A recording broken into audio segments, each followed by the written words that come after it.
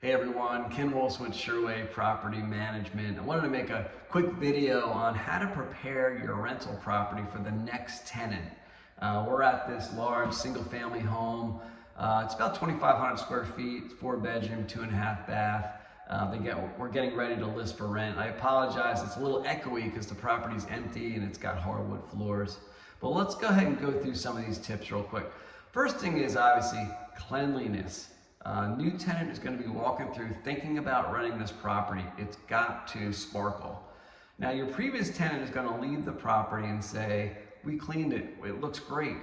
And they may have, but it's not to the level of cleanliness that you need to market the property. So we always recommend a professional cleaning, and if you have carpets, a professional carpet cleaning as well.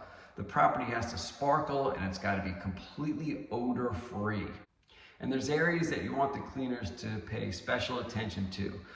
Dust on ceiling fans, dusting around the baseboards, in the oven, in the dishwasher, in the kitchen cabinets.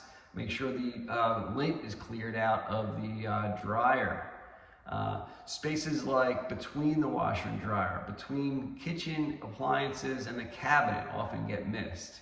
Behind the toilet obviously is very important. Make sure the blinds are clean.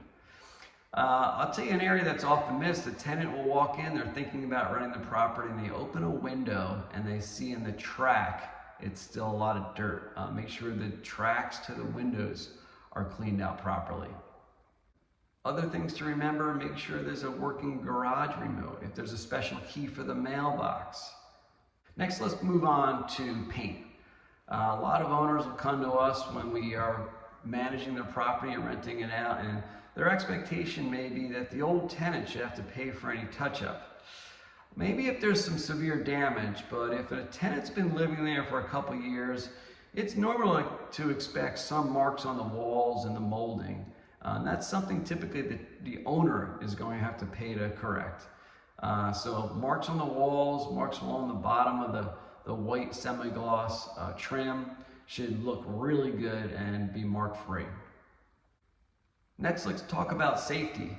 Here at Sherway, we always comply with exactly what the township requires in terms of getting a certificate of occupancy. But most towns in general require a brand new 2A fire extinguisher to be installed in the kitchen, and they expect the correct carbon and smoke detectors to be installed as well. So make sure those are in place. If you have questions about property management or Sherway, please get in touch with us. We'd be happy to help.